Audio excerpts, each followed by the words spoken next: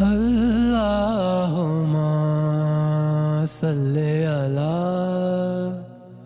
حضرت عبداللہ بن زبیر رضی اللہ تعالی عنہما روایت کرتے ہیں، انہوں نے کہا میں نے اپنے باپ یعنی زبیر رضی اللہ تعالی عنہ سے عرض کیا کہ میں نے کبھی آپ سے رسول اللہ صلی اللہ علیہ وآلہ وسلم کی احادیث نہیں سنی، جیسے کہ فلاں فلاں بیان کرتے ہیں۔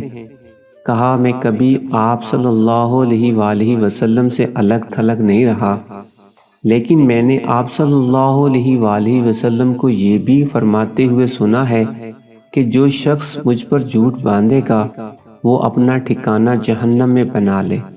صحیح بخاری حدیث نمبر 107۔